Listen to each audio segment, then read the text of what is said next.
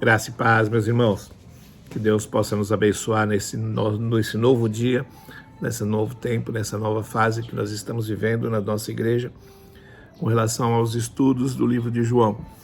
Nós vamos dar continuidade hoje, nós vamos falar do capítulo de número 14, dia 14 de agosto. Então nós vamos falar do estudo do capítulo de número 14 do livro de João. Eu espero que você tenha acompanhado e espero que você tenha lido também, esteja lendo, porque, irmãos, é fantástico o livro de João, como ele tem a ver comigo, como ele tem a ver com você e como ele tem a ver com o nosso relacionamento com o Todo-Poderoso. Mas vamos lá, no capítulo 14, nós falamos a respeito do capítulo 13 e que Pedro ia negar Jesus Cristo e Jesus não poderia levar Pedro para onde ele estava indo. E aí no capítulo 14, do 1 em diante, do 1 até o... do 1 até o versículo 14, do 1 até o versículo 13, pode-se falar, Jesus diz que ele é o caminho para o Pai. Por quê? Porque todos começaram a debater entre si, depois que Pedro tinha falado que ia segui-lo, e ninguém poderia segui-lo, os outros começaram a também debater e comentar entre eles. Se Pedro não pode seguir, como nós vamos descobrir o caminho para ir até ti? E aí, no versículo 5, Tomé diz assim: então Tomé perguntou: Senhor, nós não sabemos onde é que o Senhor vai. Como podemos saber o caminho? E Jesus respondeu: eu sou o caminho, a verdade e a vida. Ninguém pode chegar até o Pai se não for por mim. Agora vocês me conhecem, conhecerão também o meu Pai. E desde agora vocês o conhecem e têm visto. Uma coisa interessante aqui que nos chama a atenção, irmão, se você começar a compreender mais a palavra de Deus, você viu quando Jesus Cristo chamou os apóstolos? Ele chamava os apóstolos somente para segui-lo. Ele nunca disse aonde ele ia. Ele nunca disse: nós vamos para Betânia, nós vamos para Galiléia, nós vamos para Judeia. Os discípulos sempre sabiam na hora aonde iam. Somente o que? Seguindo a Jesus. E é interessante que Jesus Cristo sempre fez a vontade dele. Se você for ver quando morreu Lázaro, ele não podia voltar. Por quê?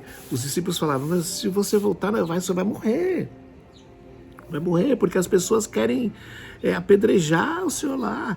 E aí ele falou: não, mas eu vou. Eu vou por quê? Porque existem o dia e existe a noite. Assim como existe o dia e existe a noite, na noite as pessoas não me conhecem. As pessoas que andam à noite não conheciam Jesus. E ele fez isso, querendo falar o quê? Que durante um tempo as pessoas iam ficar cegas e ninguém ia achar Jesus Cristo. Então Jesus Cristo sempre fez o que quis, por quê? Porque ele é o nosso Senhor e não nós que somos os servos, nós somos Senhor de Deus. Deus, ele é o nosso Senhor. Então, aqui quando Jesus Cristo fala que está chegando ao fim de tudo e para eles seguirem o caminho, Jesus Cristo se sentiu quase que na obrigação de falar para eles: falou, gente, vocês sempre me seguiram e nunca perguntaram nada, por que agora vocês estão perguntando? Por que agora vocês querem saber para onde vão, para onde eu vou? Se eu acabei de falar para vocês que eu não vou e não vou deixar vocês sozinhos. E aí ele responde que ele é o caminho, ele é a verdade e ele é a vida.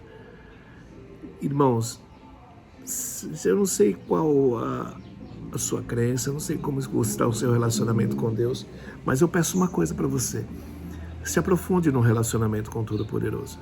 Porque todas as vezes que você se aprofunda no relacionamento com Ele, você tem mais intimidade com Ele e você está conseguindo seguir o caminho que Ele deixou para nós. O caminho para você seguir Jesus Cristo é o próprio Jesus. Se você não conhece Ele, se você não consegue compreender aquilo que Ele quer falar, se você não tem compreensão, peça a Deus. A palavra de Deus fala: se você não tem sabedoria, peça a Deus que Ele vai te dar.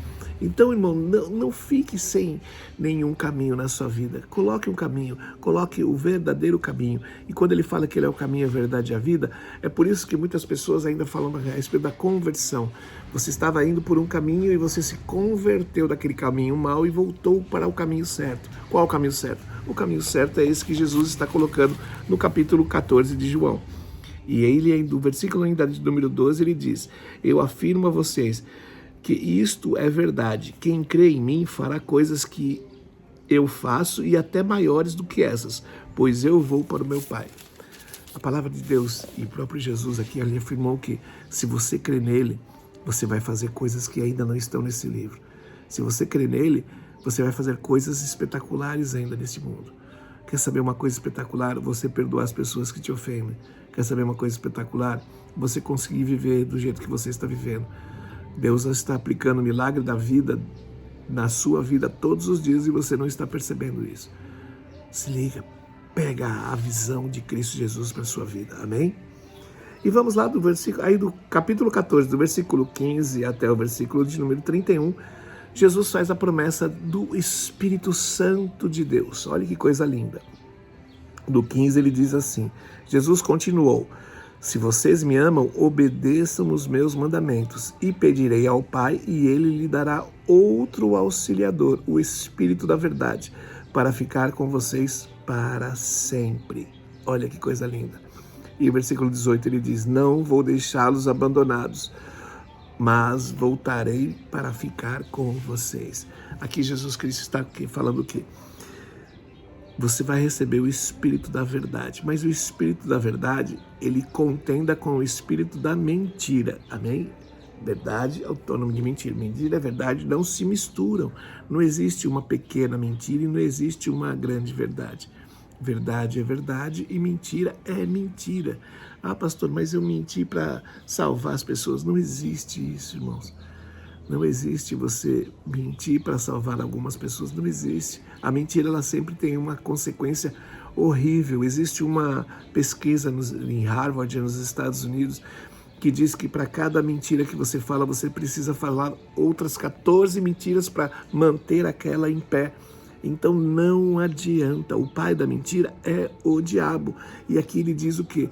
Se vocês obedecerem os meus mandamentos, virá um auxiliador, que é o Espírito da verdade. É interessante, né? Quando nós falamos do Espírito Santo, nós esquecemos que ele também é o Espírito da verdade. Se você mentir, ele não está com você. E no versículo 23 ainda Jesus responde, a pessoa que me ama obedecerá a minha mensagem, e o meu Pai a amará. E o meu Pai e eu viremos viver com ela. As pessoas que não me amam não obedecem à minha mensagem. A mensagem que vocês estão escutando não é minha, mas do Pai que me enviou. Eu tenho dito isso enquanto estou com vocês, mas o Auxiliador, o Espírito Santo, que o Pai vai enviar no meu nome, em meu nome, ensinará a vocês todas as coisas e fará com que vocês lembrem de tudo o que eu disse a vocês. O Espírito Santo de Deus está vivendo em nosso meio. Nós estamos vivendo a época da graça. A época da graça não é que tudo vai ser perdoado. Só é perdoado aquilo que você confessa. Mas a época da graça é a época que o Espírito Santo de Deus está vivendo no nosso meio. E aqui quando diz, olha, cadê? A mensagem que o Pai enviou. Do versículo 23. E o meu Pai e eu viremos viver com ela. Com quem? Com a mensagem. A mensagem de Deus sempre vai estar presente com o autor da vida.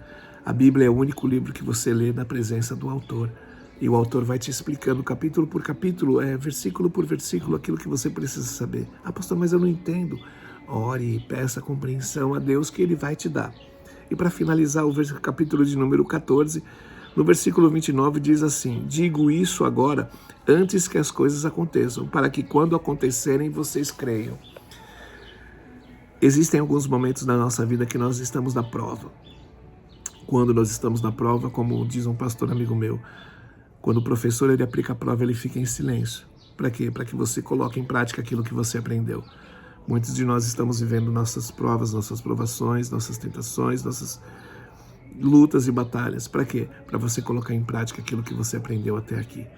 Ebenezer, até aqui o Senhor tem sido contigo. Deixa Deus ser Deus na sua vida, tá bom? Um grande abraço, que Deus possa te abençoar nesse dia 14 e logo estaremos junto com o dia 15 mais uma vez. Que Deus possa te abençoar. Um beijo do gordo que te ama e que Deus abençoe em nome de Jesus.